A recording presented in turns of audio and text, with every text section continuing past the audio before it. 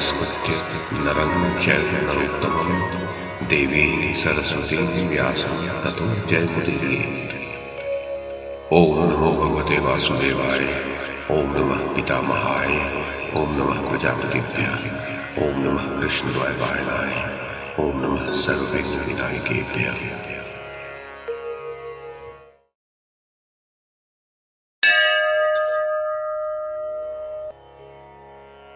वैशंपायन जी कहते हैं, जनमेजय कुरुकुल के पितामह महाभाग भगवान व्यास पुनः धृतराष्ट्र से बोले, महाराज, इस युद्ध में महान नरसंहार होगा, क्योंकि मुझे इस समय ऐसे ही भयदायक अपशकुन दिखाई दे रहे हैं। शेन, गीद, काक, कंक और बक वृक्षों के अग्रभाग पर आकर बैठ रहे हैं और अपना समूह एकत्र कर रहे हैं। ये पक्षी अत्यंत आनंदित होकर युद्ध स्थल को बहुत निकट से आकर देखते हैं। इससे सूचित होता है कि मांस भक्षी पशु पक्षी आदि प्राणी गजों और अश्वों के मांस खाएंगे। भय की सूचना देने वाले कंक पक्षी कठोर स्वर में बोलते हुए सेना के बीच से होकर दक्षिण दिशा की ओर जाते हैं। भारत में प्रातः और सायं दोनों संध्याओं के समय उदय और अस्त की वेला में सूर्य देव को प्रतिदिन कबंधों से घिरा हुआ देखता हूँ।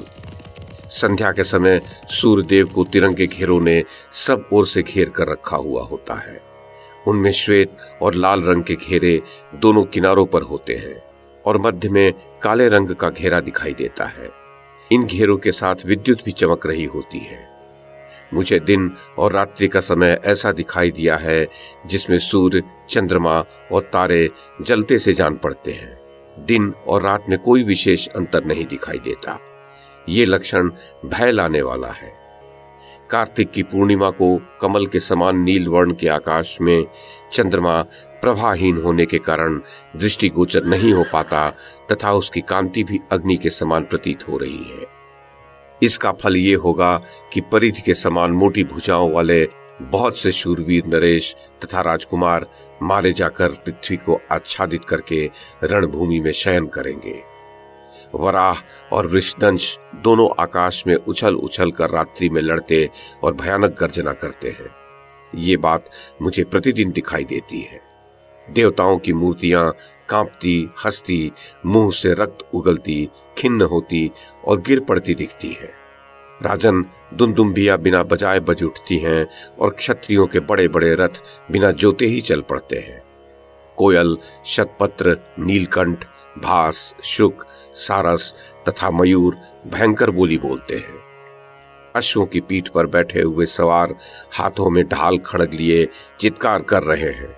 अरुणोदय के समय टिड्डियों के सैकड़ों दल सब ओर फैले दिखाई देते हैं।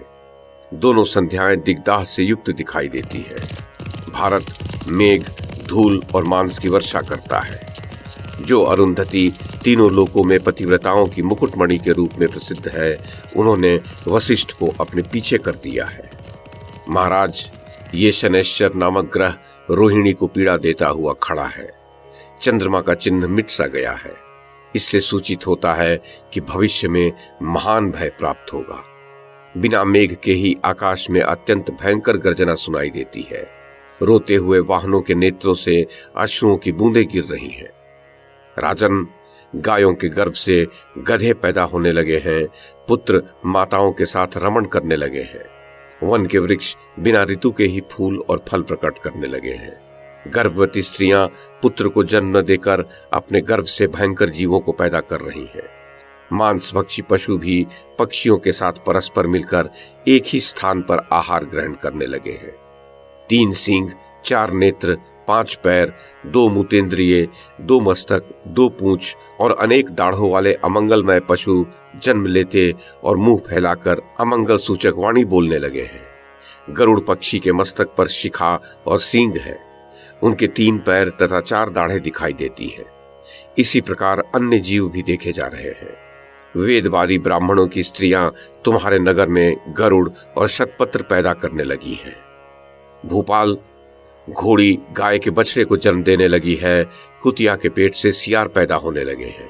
हाथी कुत्तों को जन्म देने लगे हैं और तोते भी अशुभ सूचक बोली बोलने लगे हैं। कुछ स्त्रियां एक ही साथ 4-4 या 5-5 कन्याएं पैदा करने लगी हैं। वे कन्याएं पैदा होते ही नृत्य करने, गाने और हंसने लगती हैं। समस्त नीच जातियों के घरों में उत्पन्न हुए काने, कुबड़े आदि बालक भी महान भय की सूचना देते हुए उच्च स्वर से हंसने, गाने और नृत्य करने लगते हैं।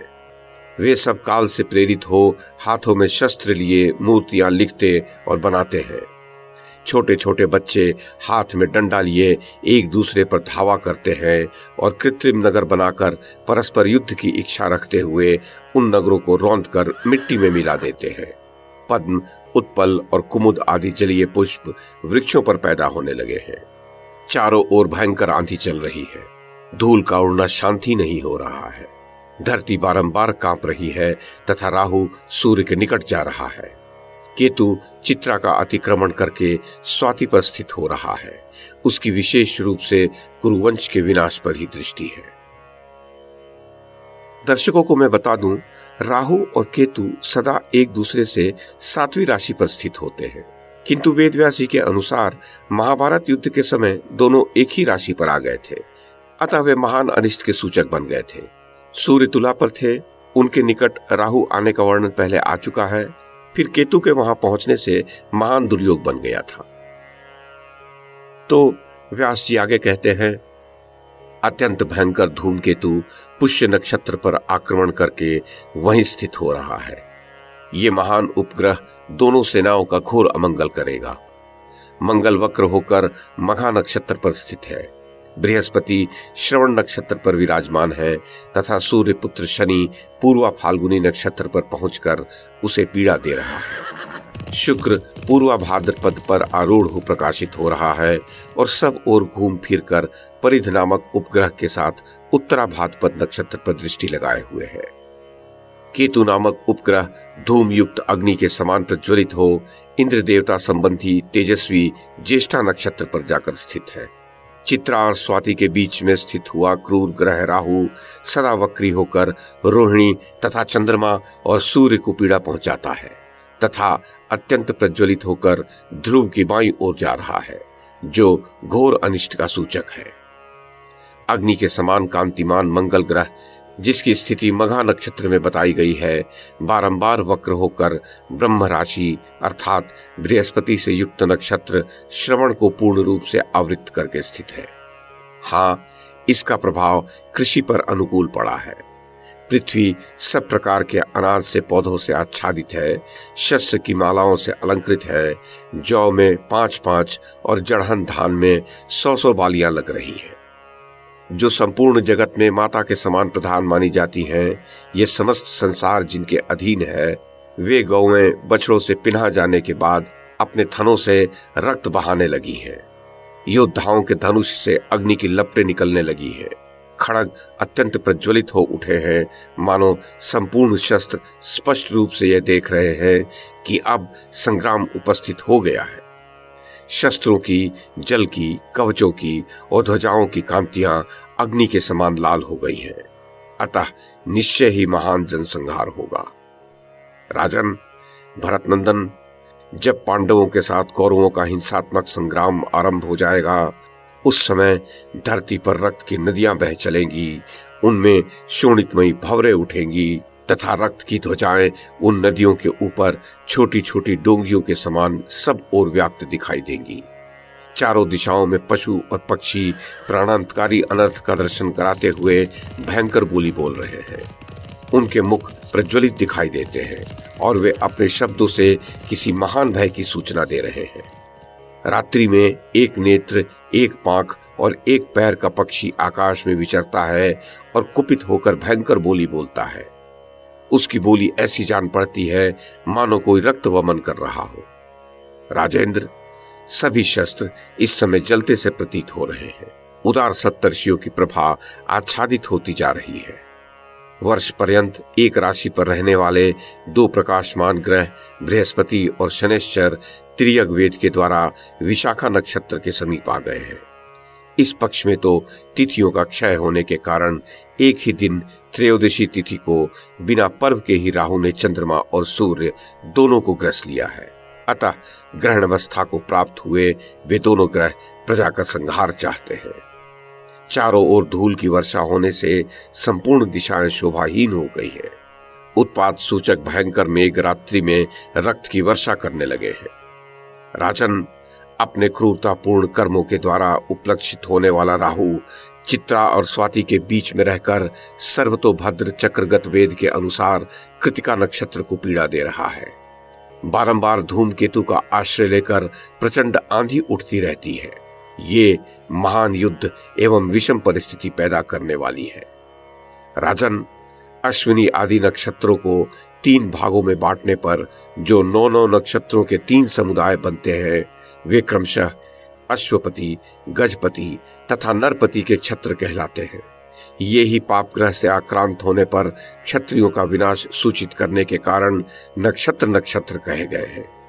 इन तीनों अथवा संपूर्ण नक्षत्रों में शीर्ष स्थान पर यदि पाप ग्रह से वेद हो तो वह ग्रह महान भय उत्पन्न करने वाला होता है। इस समय ऐसा ही कुयोग उपस्थित हो गया है।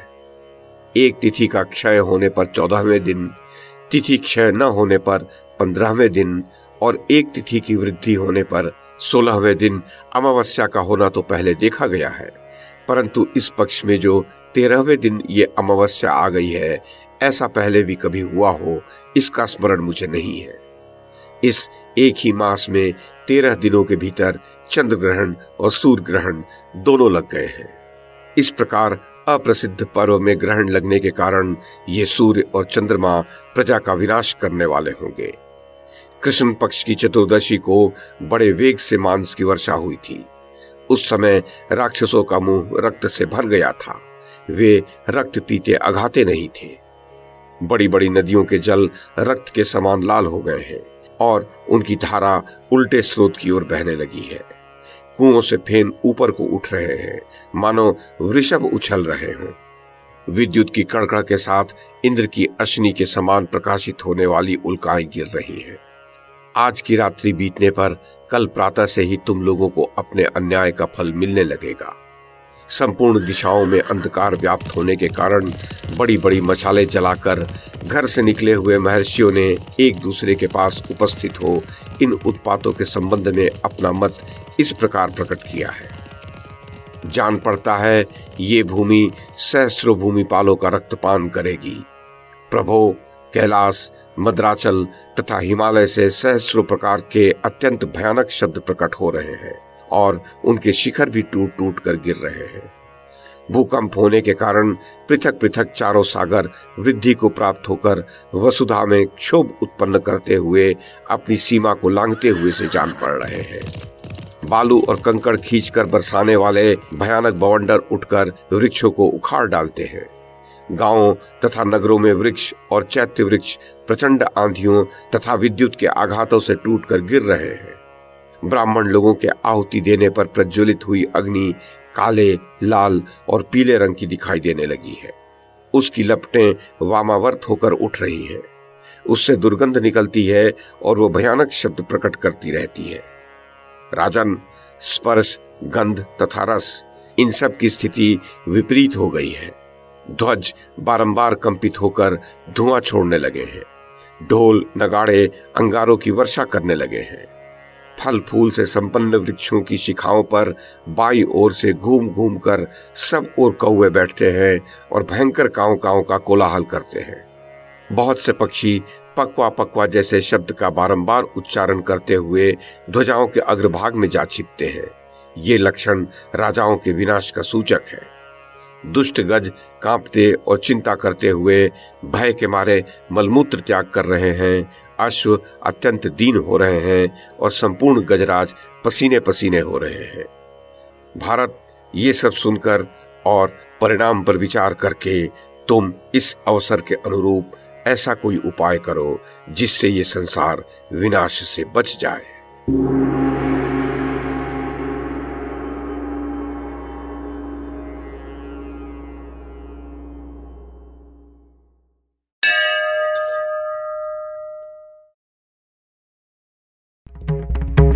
YouTube के माध्यम से महाभारत की कथा को एक श्रृंखला के रूप में प्रस्तुत करने का हमारा ये प्रयास यदि आपको सराहनीय लगा हो तो कृपया इस कड़ी को लाइक और शेयर करें, चैनल को सब्सक्राइब करें और बेल आइकन को दबाएं। साथ में अन्य लोगों को भी देखने के लिए प्रेरित करें।